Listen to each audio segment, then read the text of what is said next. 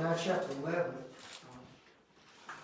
we take the same approach to every aspect of the Scripture. That is, we want to learn it, love it, and then as best we can, live it. And so, tonight is a passage that deals with some of Paul's personal life. Okay? Some of the things that he faced. And, we spoke last week that there were some individuals who were, well, not only were they not complimentary of Paul, they were antagonistic to him. And so there were instances where Paul was, in a manner, defending his apostleship and defending his authority. If you want to grab your booklet and just take a glance with me on page 36. And I have an extra copy if somebody would like to share that with anybody. After class, you're welcome to take it. If you look on page 36, here's a real brief breakdown. And maybe it's not every single verse, but it's a pretty big portion of the chapter. Paul, number one, is Paul's concern for the church. And then Paul's authority. And then his support. That is, that he received support, or maybe we could call it compensation for his labors in preaching the gospel. And then we'll talk a little bit about Paul's opposers, very descriptive language, and then the suffering that Paul endured. There are various places in the Scriptures where we see a brief reference to Paul's suffering. Well, in chapter 11, this is where we've got a pretty extensive list of some of the things that he endured. Now, refresh my memory. About when did Paul write this letter? I'll do the hard part. A.D. 56, 57 in that neighborhood. So what that means is when we read tonight about the sufferings that Paul had experienced before this time, that's not the end of his suffering, because what you read in the book of Acts about him going up to Jerusalem at the end of his third journey, taken into custody, sent to Caesarea, in prison for 2 years, put on a ship, sent to Rome, shipwrecked, all of that came after this. You see what I'm saying? This is only a portion of the sufferings that the man experienced. There's several things not mentioned here that took place later on. And remember back in chapter 4 when Paul wrote about this, he said, our suffering is for a moment. In other words, it's temporary. And he said, our affliction is light, which I think helps those of us living with the comforts of the 21st century. It helps us to keep in perspective our bad days and the tough times that we face.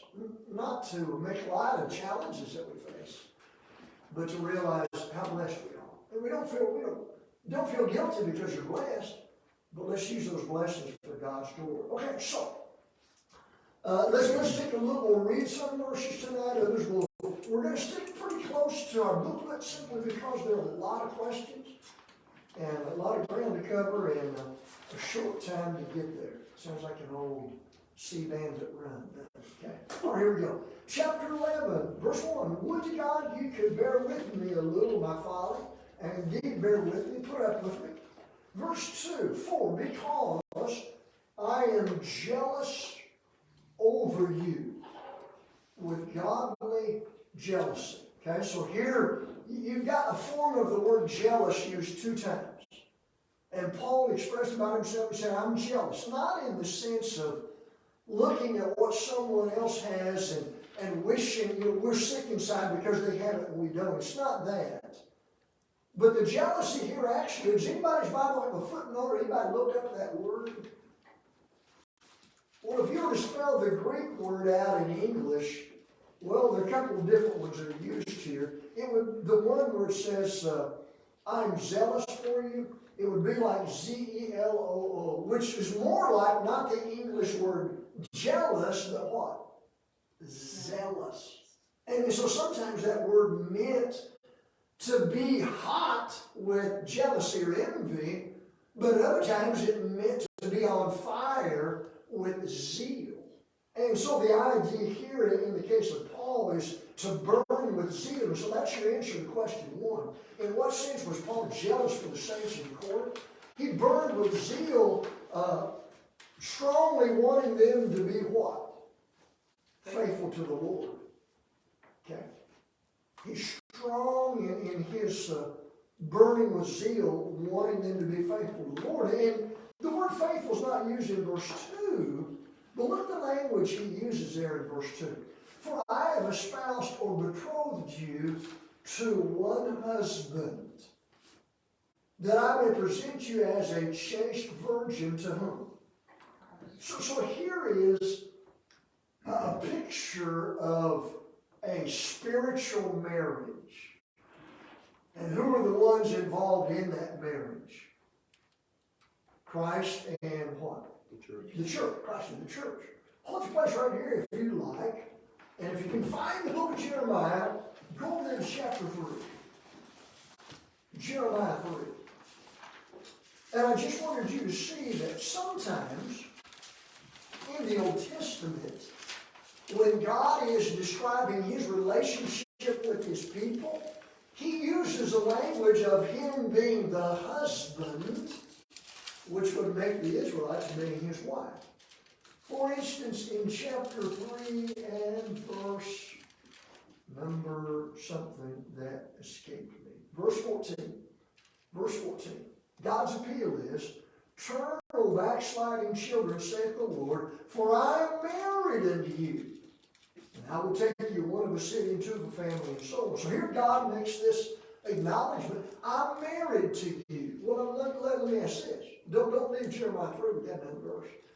If Israel is married to God, then what would God expect from his bride, Israel? Faithfulness. Loyalty. You know, sometimes the Bible uses the term or the word that God is jealous. Not eaten up with envy, but to say that God is jealous. In fact, the Bible says his name is jealous. Indicates that God is unwilling to share with anything or anybody the loyalty and devotion that should go only to him.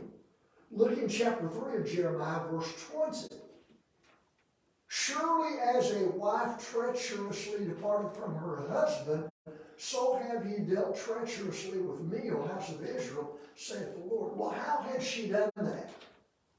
By running to and serving idols, sometimes called her lover. So, it's not the only place in the Old Testament, but when you're reading in 2 Corinthians chapter 11, don't forget, this is a concept that was even in the Old Testament.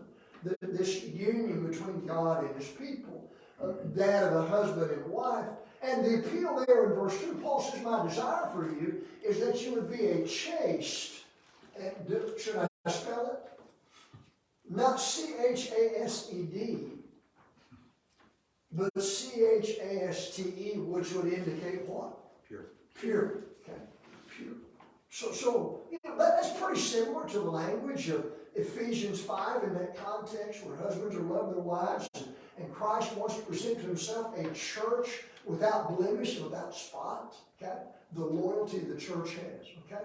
Well, why should Paul be concerned about the church in Corinth? I mean, they're big boys and big girls. They can take care of themselves. Well, that's true. But look at verse 3. Here's Paul's concern. But I fear lest by any means, as the serpent beguiled or deceived Eve through his what? Subtlety? What is the New King James says? Craftiness. Yeah. So your minds should be corrupted from the simplicity that is in Christ. The end result, verse 3, that the devil is looking for is corruption of the what? The mind. That's how the devil gets to people. Now, their speech and their actions may be what the rest of us see, but the devil works through people's mind and their choices, okay? And it's a historical fact that the devil used the serpent to beguile Eve. through his craftiness. And you know how that thing went. First of all, Satan, or rather the serpent, asked a question. Hey, has God said you shouldn't eat that stuff? He said, yeah. He said not only don't eat it, but don't touch it. That's what she said. And he said, well, she said, yeah, we'll die. He said, no, you will die. So what happened in the case of Eve? She believed the lie. She heard a lie. She believed the lie. And then she took action based on that lie. How'd that turn out? It was a disaster, wasn't it? And so that's what Paul's concern here is. And we'll see as we work through the chapter, Paul is going to use a term as we work through the chapter. He's going to talk about individuals who are false apostles. Okay? They give the appearance of being the real deal. Well, that shouldn't be shocking because Satan makes himself appear to be what? An angel of light. Angel of light. Okay? He is the epitome of darkness, but he makes it look like he's light. And part of us may say, well, humans have a lot of common sense. I mean, people can see through stuff. So nobody's going to be hoodwinked by the devil. I mean, probably the devil's success rate's really, really low. Well, no, that's not true. A part of us might think, well, people got enough common sense, they can read their Bibles. Nobody's going to be persuaded by false teachers to go down the wrong path. Well, that's not true either. In 2 Peter 2, Peter looks back and said there were false prophets among the people. There shall be false teachers among you. And then the next verse, chapter 2 and verse 2 of 2 Peter says, many shall follow their pernicious or destructive ways. Will they be influential? They will. And one of the greatest dangers facing American society is ignorance of the Bible, which makes people naive and gullible and susceptible. And when they hear something, they're not sure if it's right or wrong, but he sure is good looking. Or he sure was good when my grandma was in the hospital. He's a great guy. Well, that's not the criteria, right? And so people are vulnerable. And so Paul didn't want them to, succumb to the subtlety or craftiness of the devil. Question number 2. Paul's goal for the Christian brethren was for them to be presented as a what? Chaste virgins, to the Christ. That would be, in our language, them, if I may say it, living up to their part of the bargain. Right? If they're the bride, if they're the wifey, then their responsibility is to be loyal to the husband. And what is that loyalty? Ephesians 5:24. As the church is subject unto Christ. That's what the expectation is. Question 3. Paul was concerned that just as the serpent deceived Eve by craftiness, someone would do what to the thinking of the disciples in Corinth? Corrupt their minds. Now, Corrupt their thinking. Corrupt their thinking. That's what corrupt their thinking. Now, there's a saying that's often repeated, and then we certainly get the essence of it. We get where it's coming from. Sometimes it says something like this: it only takes one generation for the church to go into what? Apostasy. And we certainly understand the meaning of that. We're reminded in the days of Joshua. Well, after Joshua died and his contemporary leaders, when they died, the Bible says in Judges 2 and verse 10, there arose a generation which what? Knew not God. Knew not God. So that was a terrible transition. But the point I want to make is this. Yes, it can be from one generation to the next, but don't think you have to wait 30 or 40 years for that potential to be there. When Paul wrote the book of Galatians, he said, I marvel that you are so soon removed from him who called you to the grace of Christ and to another gospel. So it happened quickly. That's what God said when Moses was up on the mountain getting the 10 Commandments and the people down below were acting like a bunch of heathen, right? Dancing and playing and worshiping an idol. God's message to Moses was, my people have quickly turned away. And so we understand. It only takes one generation for the church to go into apostle. We get that. But when you think in terms of generation, don't think it has to be 30 or 40 years. It can happen pretty quickly. Okay? All right.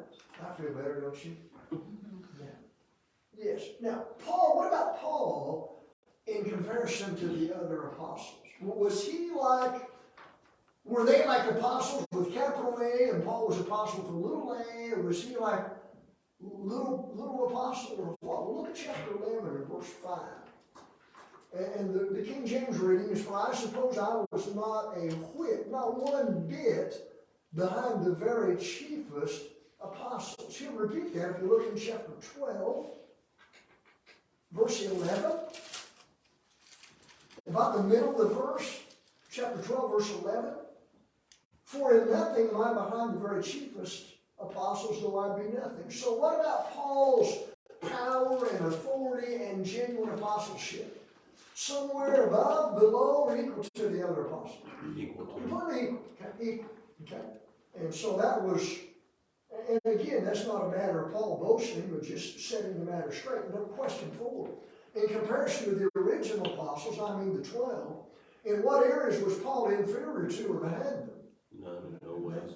Okay. How did Paul get his message that he preached? From Christ. Galatians 1, he said, I got it by revelation. And he made the point very clearly there in Galatians 1. He said, look, after I was converted, he said, after a while I went up to Jerusalem. But he said, that's not where I got my message. I didn't get it from the other apostles. He said, I was given my message by the revelation of Jesus Christ. And there was that incident also mentioned in Galatians where Peter acted as a hypocrite. He was at one point in time eating with the Gentile brethren as if everything was good. And then some Jewish brethren came along and Peter distanced himself from those Gentile saints. What did Paul do about that? Rebuked him to the face. Called him out in front of others. And so that would indicate, Paul's equality there.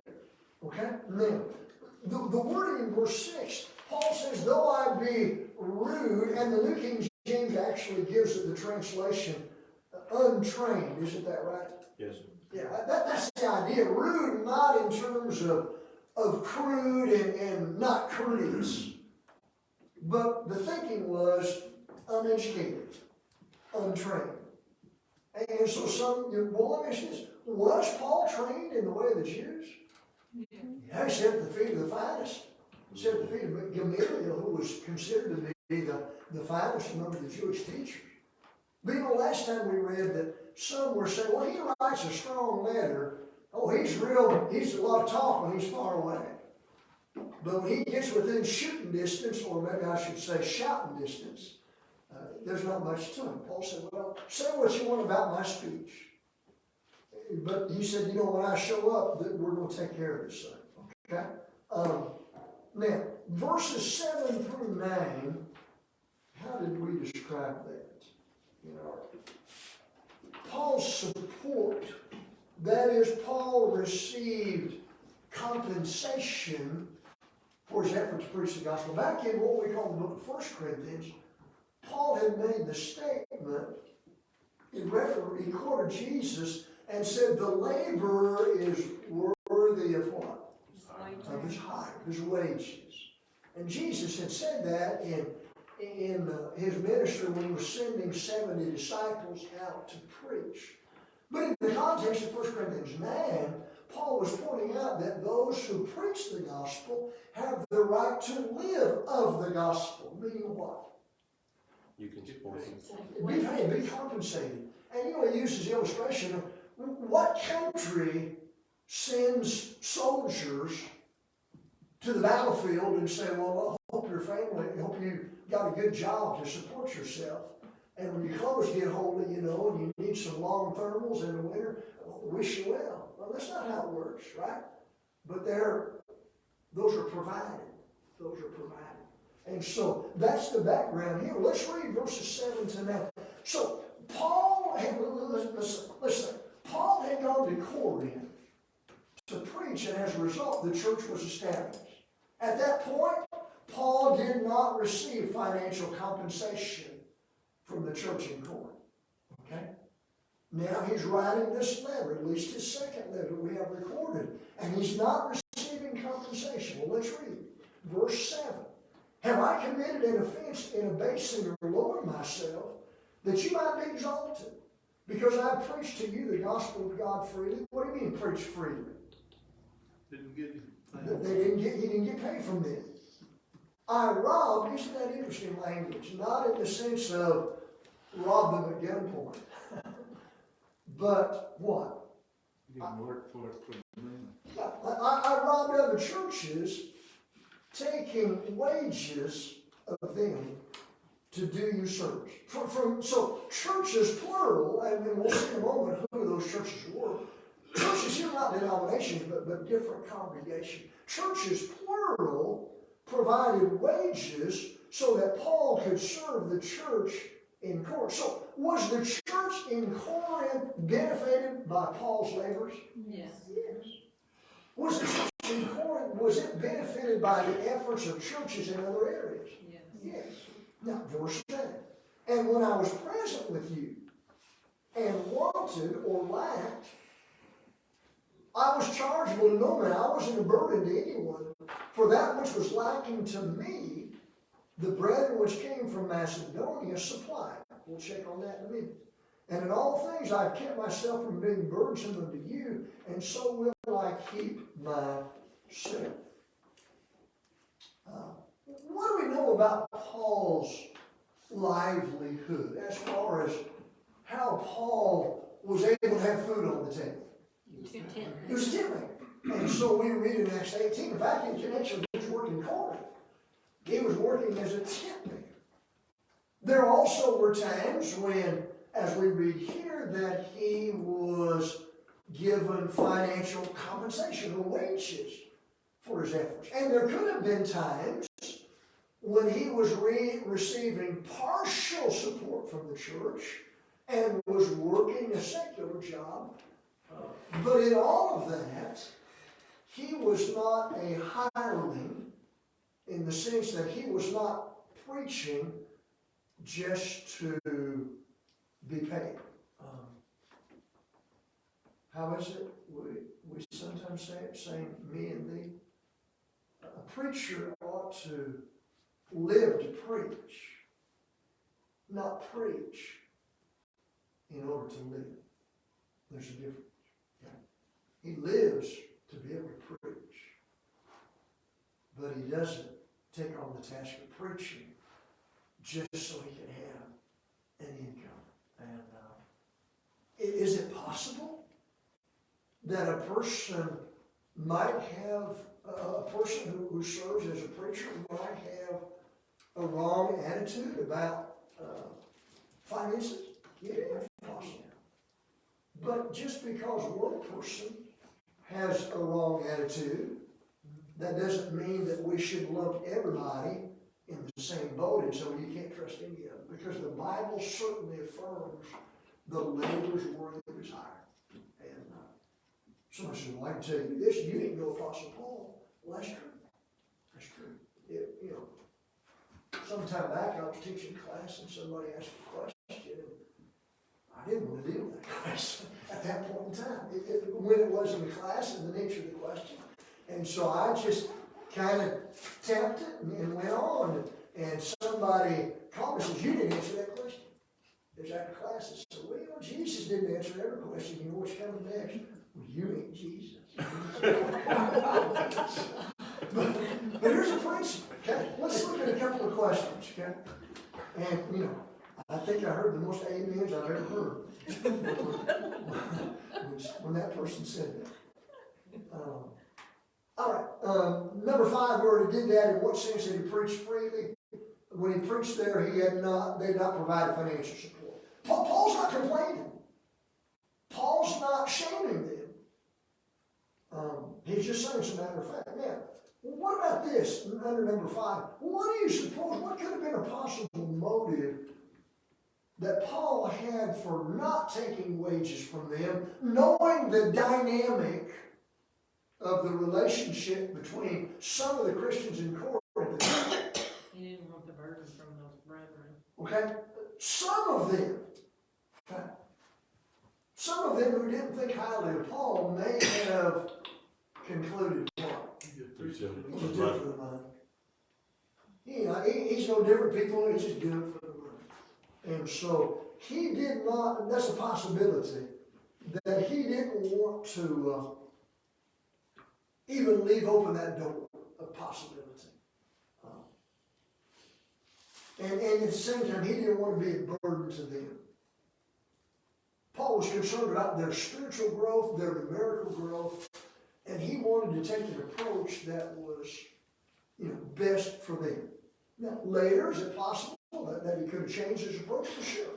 Number 6, when Paul did labor in the past at Corinth, how did he receive financial support for his preaching? The wages. Well, churches supplied his wages, right? That's what we read in verse 8.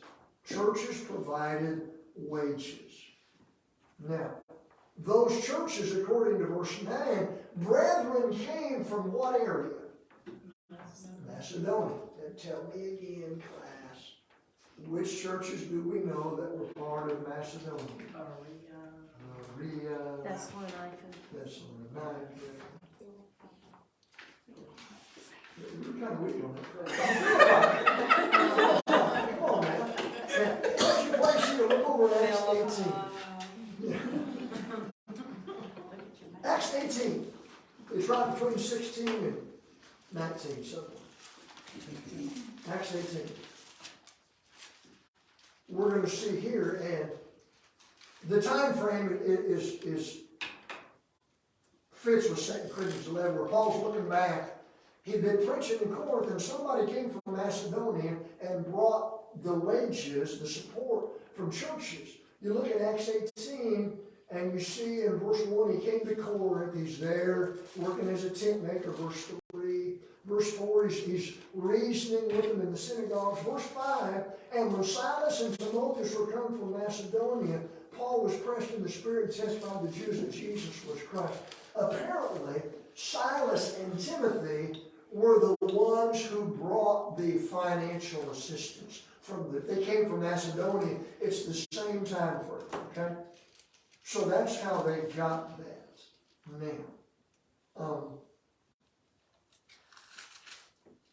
how should churches do that today? Here is a fellow, and we'll call him Frank. And Frank and his family, they live in upstate New Hampshire. And there are not many congregations in New England. And so Frank and his family are working with the congregation of 4 people besides their family. Besides him and his wife and 2 kids and 3 cats and 2 dogs, there are 2 or 3 other people. And so a congregation in this part of the country learns about that, and they want to assist Frank.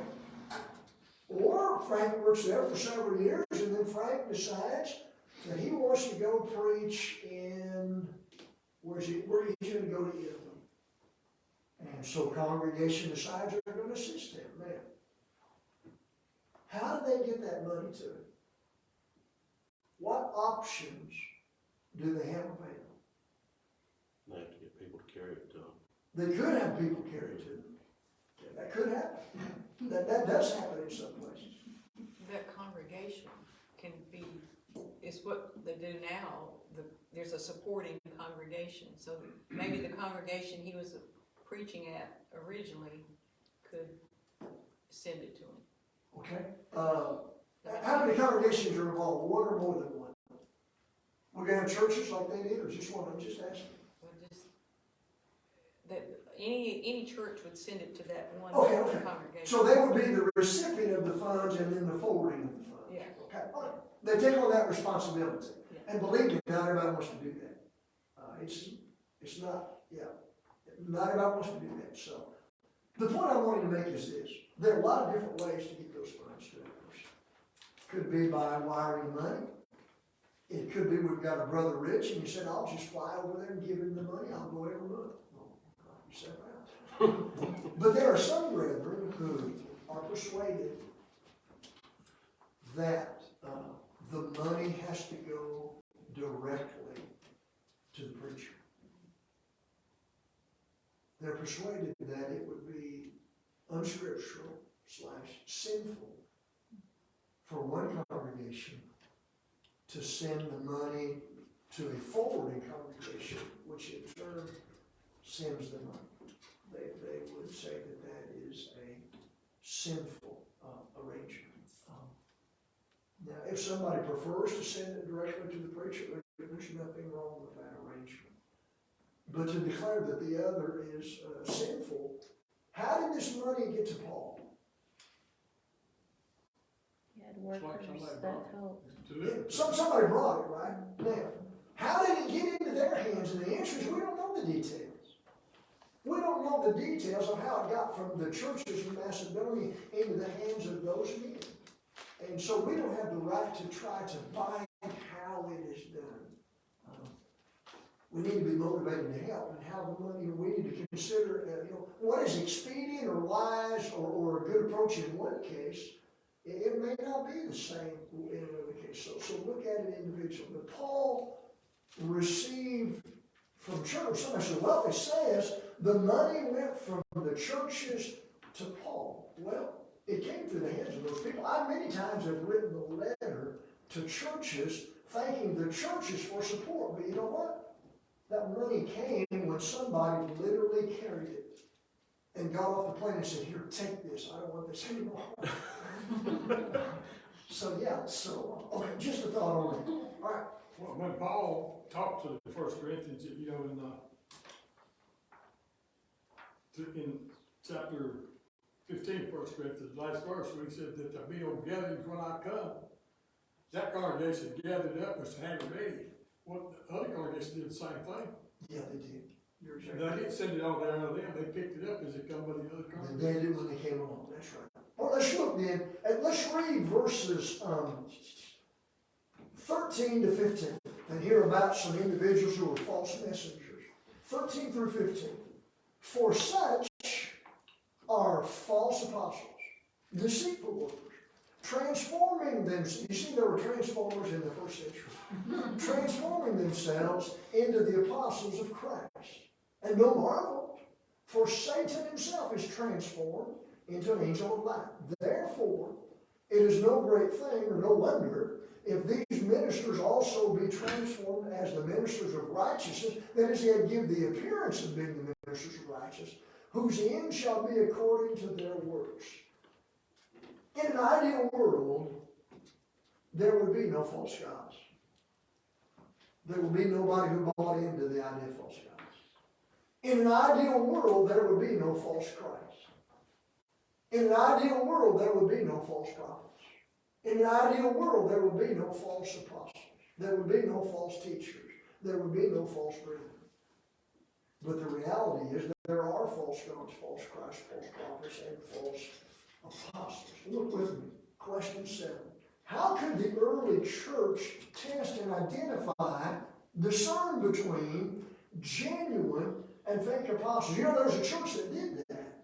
Now, the church at Ephesus had some issues when John wrote the book of Revelation. But Jesus basically said, I'll give you this much.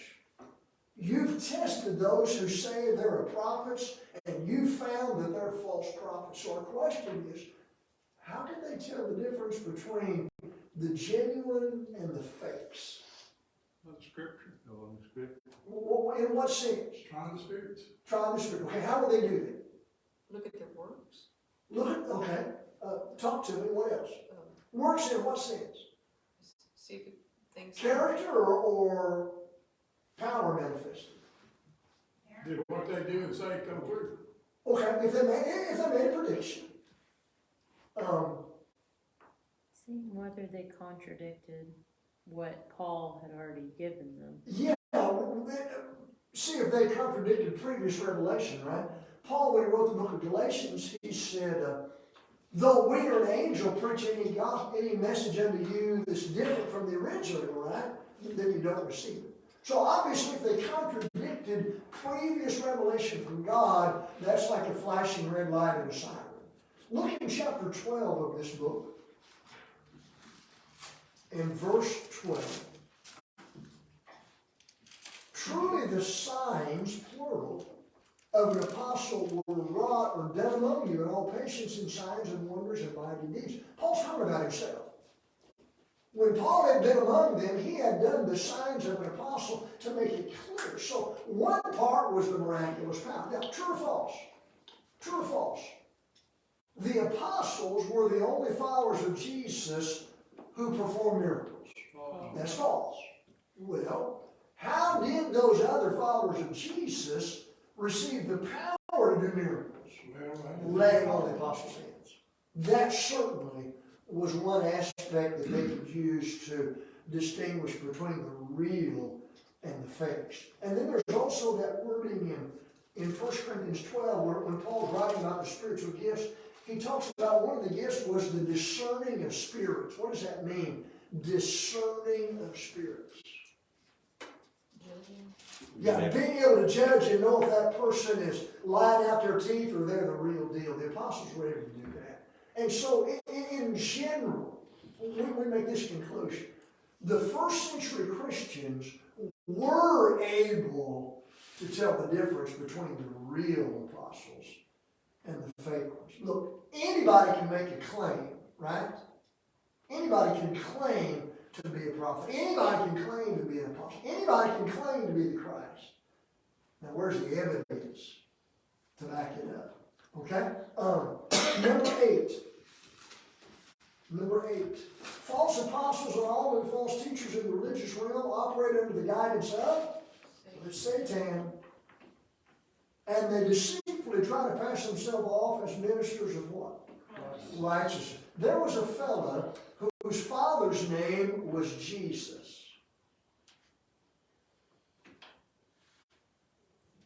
So what's his name? If his dad's name was Jesus, what was his name? Bar Jesus. Right? Son of Jesus. He was a false prophet that Paul and Barnabas encountered on the island of Cyprus.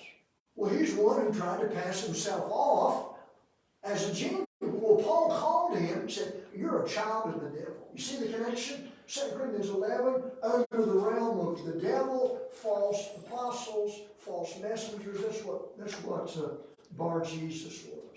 Okay? Now, just suppose, and we didn't really work through this, just suppose, number 9, if Paul fell into the practice of comparing his own fleshly earthly matters and accomplishments with those of others who opposed him, how would his life and work stack up? If he fell into that thing and said, well, you want to compare backgrounds and what we've been through? And I simply put, he was their match and more. But Paul didn't want to get into that. Well, who was your granddaddy? He didn't want to get into that, okay? I just turned the page. Let's read through that list of things that Paul encountered. Starting in we'll start back in verse 22. Are they Hebrews? They, in the context, if we read carefully, I think would be in reference to those who were opposing Paul. Now, in the first century, some of those individuals, I believe some could have been in Corinth, one of those individuals called who tried, even though the law of Moses had been abolished, they still were trying to bind the law of Moses. What were they called? Judaizers.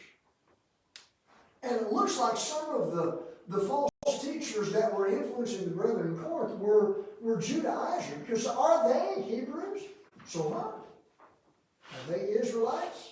Me too. Are they of the seed of Abraham? So am I. Are they ministers?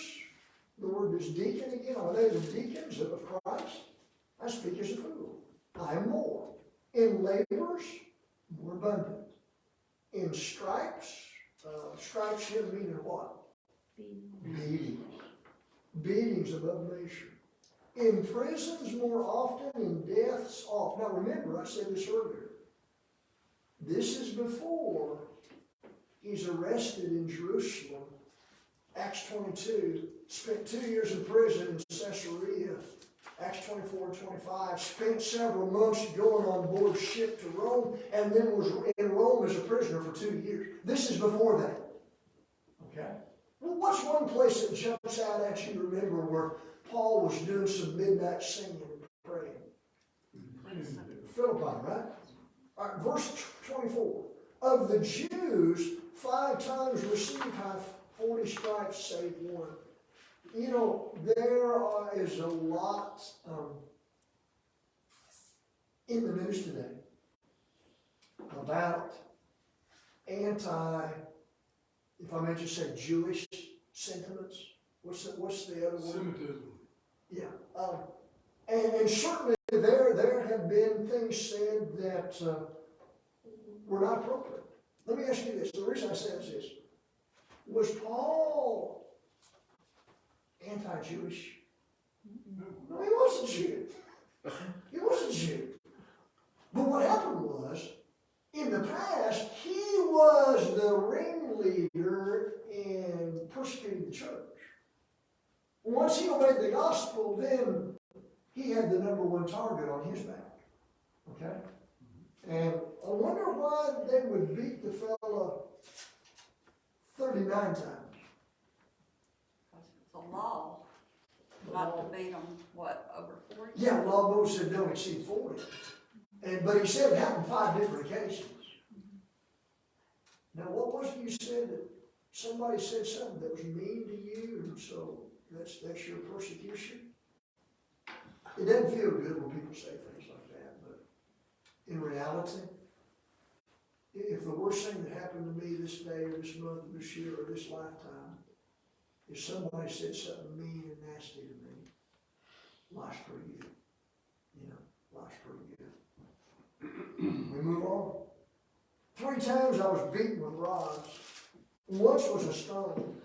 3 times suffered shipwreck. That doesn't include the one in Acts 27. A night and a day have been in the deep. Journeys often, perils of waters, perils of robbers, perils by my own countrymen, and perils by the heathen or Gentiles, perils in the city, perils in the wilderness, and perils in the sea, and perils among false brethren, peril, weariness and painfulness, in watchings often, in hunger and thirst, in fastings often, in cold and nakedness. Beside all that stuff, there's the mental aspect, verse 28 of the what? The daily care or concern for what? The churches. His sense of what? Not burden, but a debt to the church. Wanted to be so helpful. Well, let's kind of categorize these. One of the ways I broke down to question 10 is his bodily abuse. Like the beatings and the stonings, okay? That's bodily abuse. That's one category. Another category would be like prisons, and he says in death, I think the idea is what? Near-death experiences. So you got that. And then you've got danger in what realm? Is like hungry, thirsty, Yeah. cold, naked. Yeah, you got the physical and pleasantries. And then you got the danger of shipwreck and robbers, and basically, if we just want to just say it, you name it, right? Basically every aspect. And there was the mental aspect too. Not the complaint that he had the concern for the churches, but that was always on his mind. And again, we shouldn't feel guilty that we live in a society which to this point, we rarely experience a persecution that goes beyond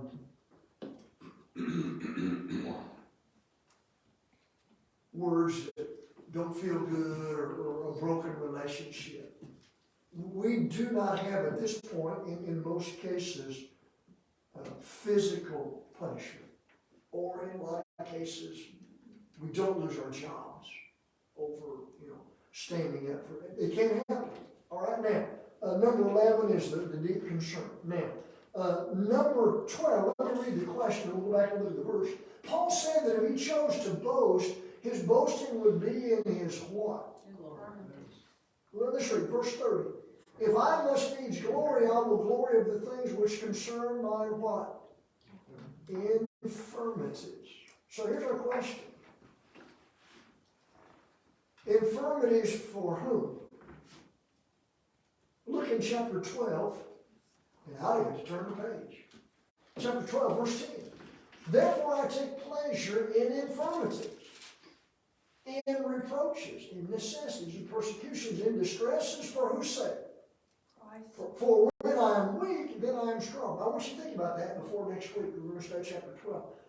Why would going through those things and put him in a vulnerable, weak scenario, how would that bring about strength? I want you to think about that for next week. But come back to question 12 here. What do you suppose he meant by saying, if he was going to boast, he'd boast in his infirmities? It was Paul's pleasure to do, it was his honor to do what? Serve and suffer for Christ. And he even sometimes used that language of share in Jesus' sufferings. What's that word that we have in English that means to share in something? Fellowship.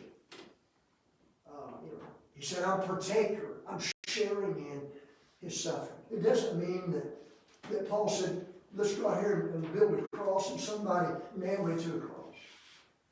But why was it? When you read the book of Ephesians, Paul was a prisoner. Colossians, Paul was a prisoner. And when Paul describes himself in those two letters, he said, I am the prisoner of Jesus Christ. What does that mean? He's there because of his teaching. There because of his teaching and commitment to Jesus. Not complaining. Not complaining. But he stood up for what he knows right. And it cost him. It cost him his freedom. But here's the thing, I don't want you to forget this. It's not in the text, but don't forget this. Even when Paul was a prisoner, didn't have the freedom to go roam about, he kept on teaching. Just because the door to freedom outside prison was closed, the door to teaching was not open. He took advantage of whatever opportunity came his way to teach. Now, number 13, y'all. Here it talks about Paul. We'll look at what the text says. And if we go over 2 minutes, if you need to leave, go ahead. That's all right. Verse 32, in Damascus, the governor under Aretas the king kept the city of the Damascus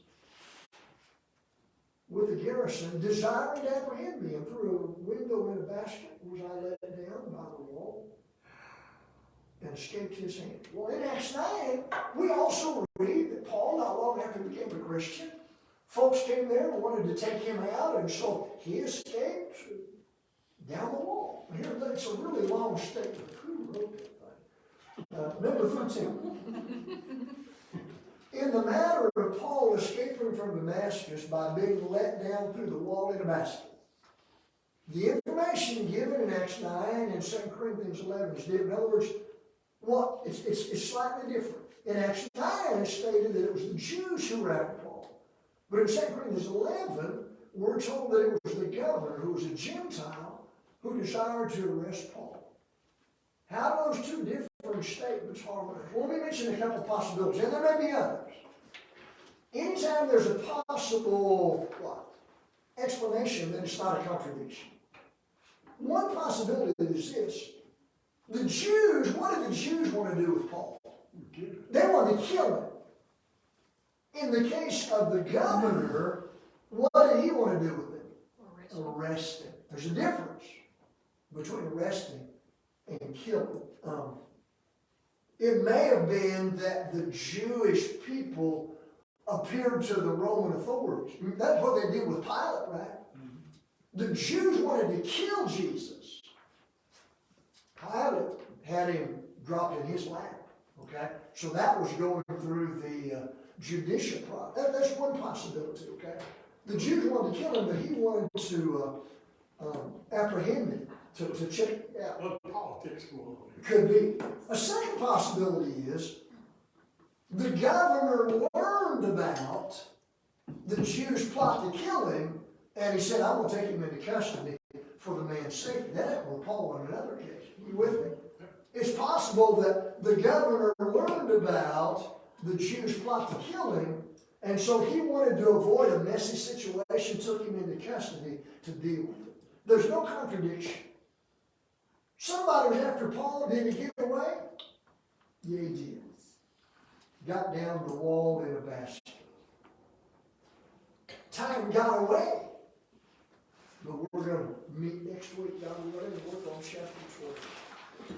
We're on a roll, y'all. And after we get off the record here, I've got a question for you.